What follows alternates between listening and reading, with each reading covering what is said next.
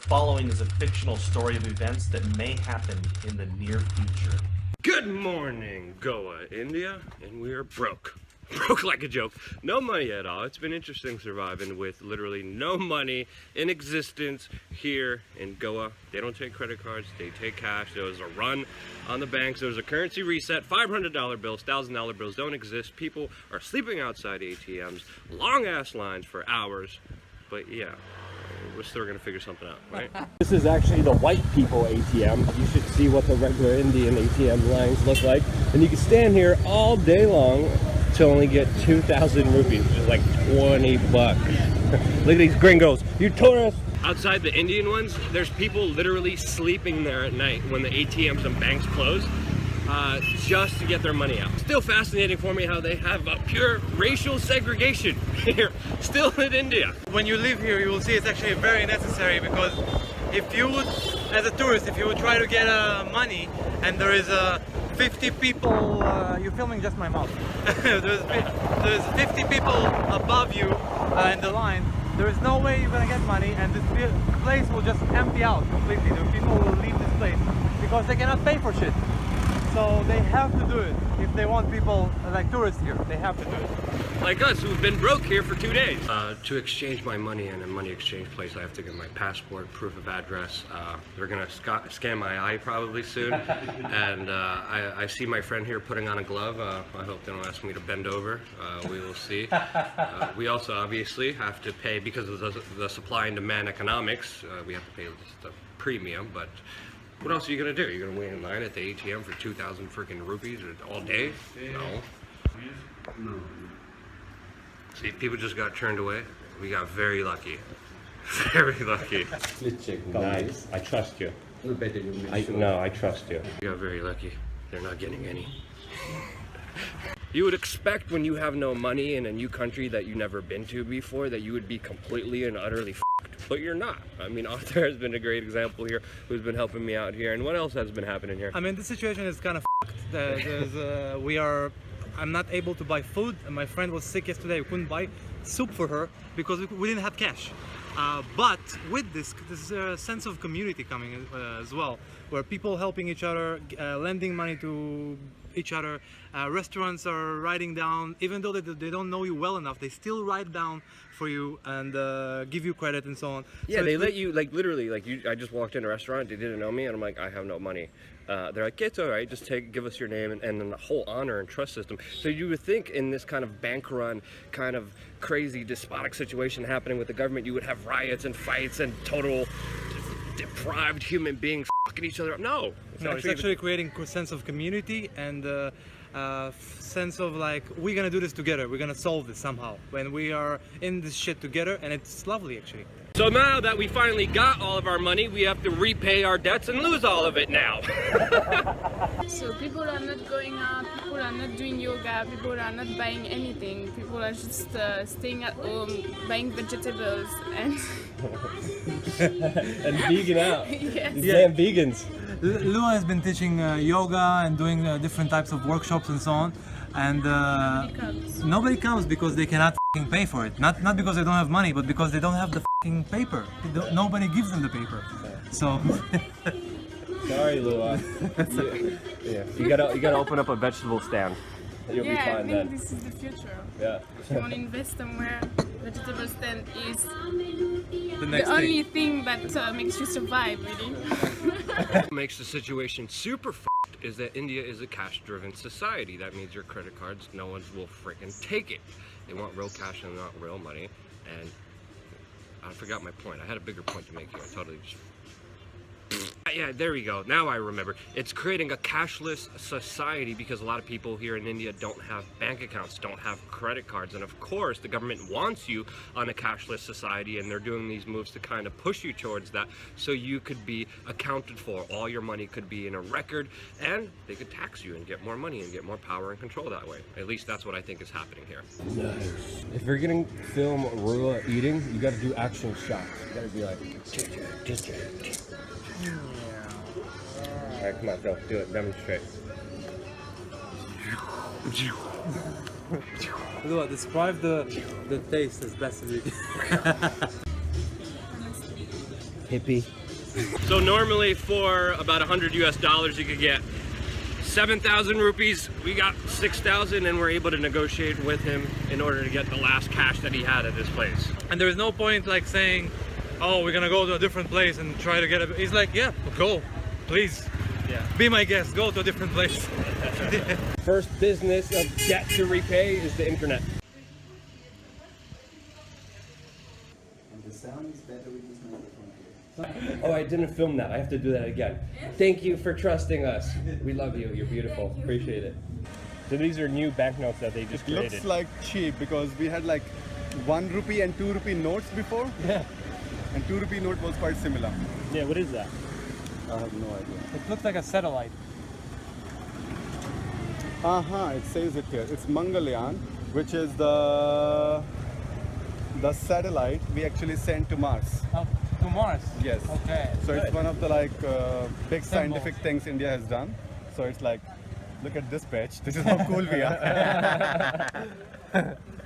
Mangalyaan. Wow. If I didn't see this written, I would not know what this is. Another place for meals, which was amazing. Thank you so much. Thank you very much. You're awesome. Thank you so much for allowing me your delicious, amazing, beautiful food on credit. And I appreciate you and your beautiful, wonderful business. I wonder, like, how do you survive with no money? Well, good people just give you credit. Yeah. Exactly. There is something unknown there. Yeah. Thank you very much, though. Appreciate you.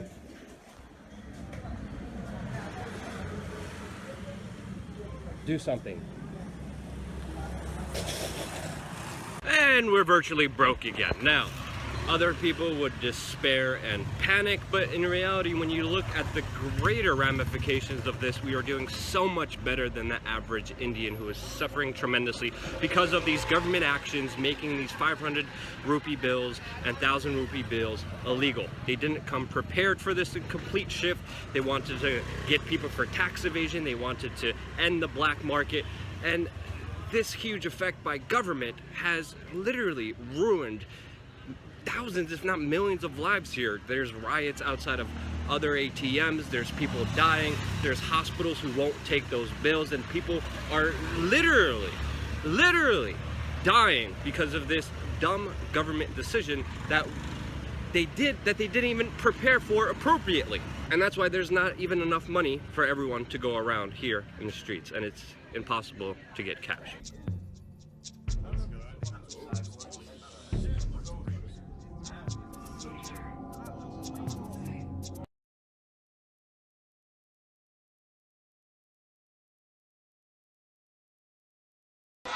Stock market's off 75 points.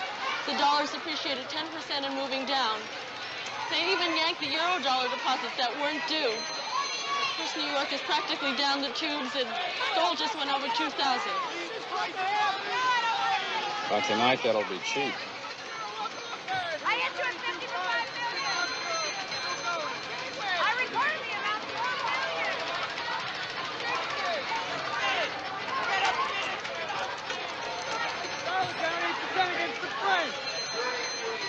Hi, Virginia, it's me. I want you to listen, and listen very carefully.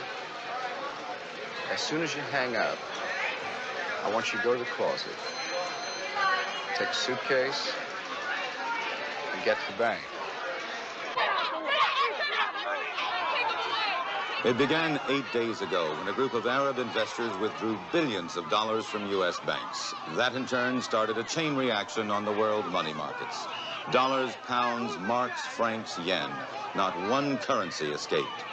This scene outside a Manhattan bank was duplicated all over the world as people saw their life savings become worthless in a matter of hours. Good evening. I'm George Page in New York, and this is another in our series of reports on the world economic crisis. The growing paralysis of the industrial world has left millions without jobs, without money, and without hope. Crowds of unemployed poured into Washington yesterday. They stood in silent protest before the nation's leaders. At the same time, more than 1 million people packed St. Peter's Square, where the Pope urged calm and nonviolence. The Pontiff asked for prayers for world leaders, prayers and peace and reason. But the last 24 hours have been marked by growing protests and ever-increasing violence. Last night, demonstrators burned American currency in front of the White House, and attempts to put out the fires led to a confrontation with police. Every hour, from every corner of the globe, there are new reports of outraged crowds demanding action. A bankrupt world seems to be teetering on the very edge of anarchy.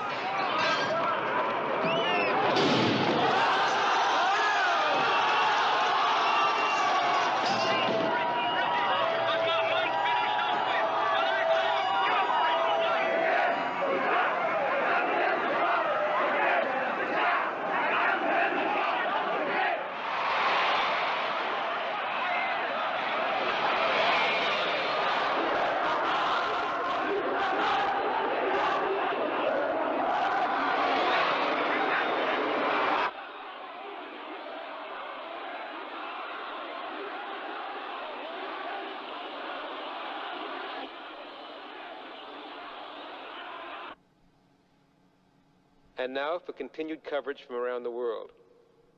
A statement was issued from the OPEC meeting today that the leading oil-producing nations would resume oil exports as soon as the international monetary markets have stabilized. The panic has spread across political and philosophical boundaries.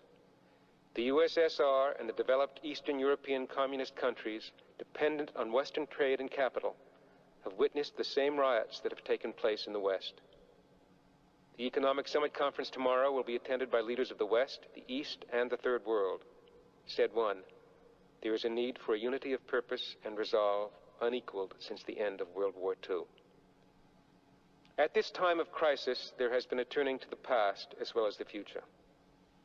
Words spoken by President Franklin D. Roosevelt in the depths of the Depression were quoted in the Senate today.